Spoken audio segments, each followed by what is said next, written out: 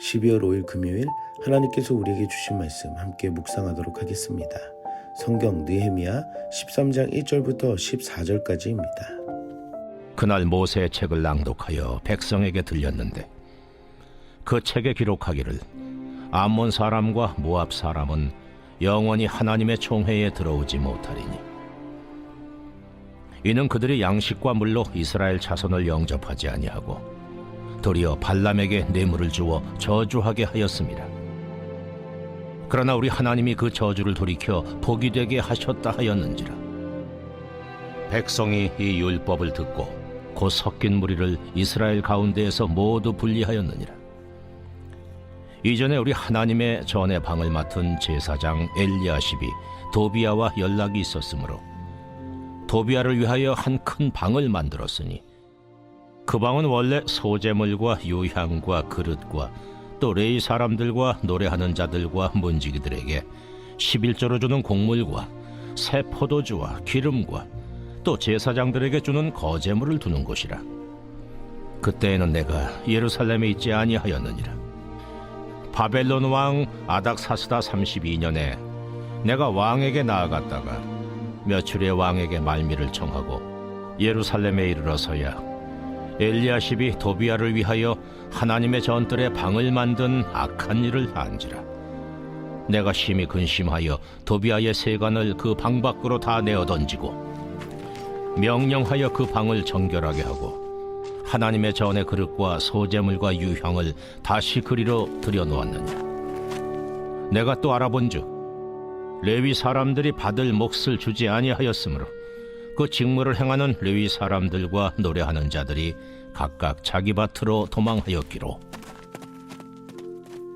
내가 모든 민장들을 꾸짖어 이르기를 하나님의 전이 어찌하여 버림바 되었느냐 하고 곧 레위 사람을 불러 모아 다시 제자리에 세웠더니 이에 온 유다가 곡식과 새 포도주와 기름의 11조를 가져다가 곡간에 들이므로 내가 제사장 셀레미야와 서기관 사독과 레위 사람 부다야를 창고지기로 삼고 마따냐의 손자 사꿀의 아들 하난을 버금으로 삼았나니 이는 그들이 충직한 자로 인정됨이라.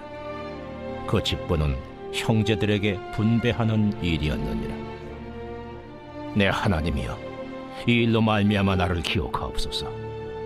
내 하나님의 전과 그 모든 직무를 위하여 내가 행한 선한 일을 도말하지 마옵소서. 오늘 본문에서는 모세의 책을 낭독하는 장면으로 시작하는 것을 볼 수 있습니다.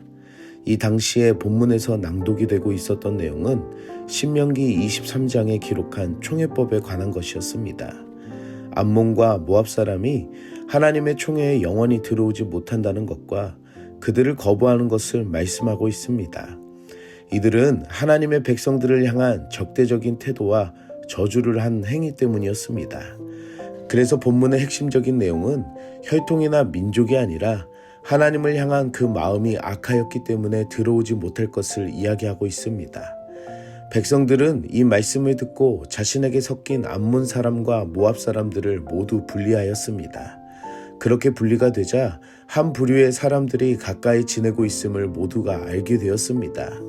그것은 제사장 엘리야십과 암몬 사람 도비야가 서로 가까운 가족관계였음이 드러나게 됩니다. 엘리야십은 여호와 성전의 방들을 책임지는 인물이었고 도비야를 위해 예루살렘 성전의 큰 방을 내주었습니다. 이 일들이 가능했던 것은 이전에 느헤미야가 없었기 때문이었습니다.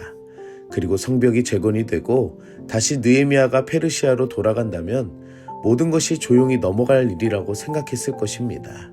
하지만 오늘 말씀을 통해서 그 모든 것이 다 드러나게 되는 순간이 되어버린 것입니다. 말씀은 어둠을 비추는 빛입니다. 사람은 속일 수 있을지 몰라도 하나님은 속일 수가 없다는 것입니다. 그리고 이들의 마음은 회복과 정결한 예루살렘의 모습이 다시 이전의 죄악으로 돌아가겠다는 나쁜 마음들이 있었다는 것입니다. 사랑하는 성도 여러분, 하나님의 말씀은 살아있으며 반드시 그 말씀은 어둠을 비추는 것과 같습니다. 오늘도 그 말씀이 우리를 향해 비추고 있으며 그 말씀은 우리의 앞길을 인도하신다는 것입니다. 오늘 하루 그 말씀 앞에 결단하며 다시 정결하게 되는 삶이 되기를 축복합니다. 엘리야십이 도비아에게 성전의 방을 내준 사건은 성전의 거룩성을 훼손한 사건이었습니다. 성전은 하나님께 드려지는 공간이기에 세상의 관계나 이익이 들어올 수 없는 곳입니다. 엘리야십의 타협과 불신앙으로 성전이 더럽혀지자 느헤미야는 도비아의 물건을 밖으로 내던지고 성전을 정결하게 하였습니다. 말씀을 들었다면 알고 끝나는 것이 아니라 오늘 느헤미야는 성전의 방을 정결하게 하는 행함이 있었습니다. 도비아의 방은 단수로 표현되지만 느헤미야가 방을 정결하게 했다는 것은 복수로 나타내고 있습니다. 곧 도비아의 방뿐만이 아니라 모든 방들을 정결하게 했음을 알 수 있습니다. 사랑하는 성도 여러분, 우리의 삶에 다시 정결하게 해야 하는 부분들이 무엇인지를 생각해 봅시다. 오늘 말씀을 듣고 알고만 끝나는 것이 아니라 행함에 따른 순종이 있기를 축복합니다. 도비아의 악행으로 레위인과 노래하는 자들에게 이어진 피해들이 있었습니다. 그들에게 돌아가야 할 몫이 제대로 주어지지 않았기 때문에 예배와 성전 사역이 중단되었습니다. 느헤미야는 이것을 바로잡아서 신실하고 믿을 만한 사람을 다시 세우며 성전 곡식과 11조 제물을 맡겼고 체계를 정비하여 예배가 회복되도록 하였습니다. 이 과정에서 느헤미야는 사람의 평가보다 하나님의 기억에 남기를 간구하였습니다. 곧 그의 기도는 사람의 인정이 아니라 하나님의 인정을 구하는 모습이었음을 보여주고 있습니다.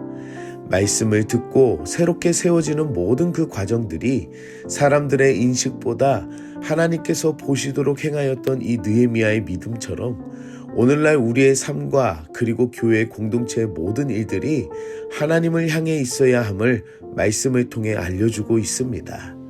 사랑하는 성도 여러분, 하나님의 말씀이 어두웠던 것들을 비추고 다시 재정비하게 하였고 새롭게 세울 수 있었던 것처럼 사람을 위한 교회와 내가 아니라 하나님을 향한 그 교회 공동체와 내 신실한 믿음이 바로 세워지기를 축복합니다. 함께 기도하겠습니다. 사랑의 하나님, 오늘도 말씀으로 은혜 주시니 감사합니다. 말씀 앞에 그 어느 것도 숨기지 못할 것임을 알게 하시니 감사합니다. 오늘 말씀을 통해 우리의 연약함과 죄악들을 비춰주시고 하나님 앞에 회개의 은혜로 새롭게 하여 주시옵소서. 듣고 아는 것으로만 끝나지 않게 하여 주시고 우리의 삶의 행함과 순종함이 있게 하여 주시옵소서.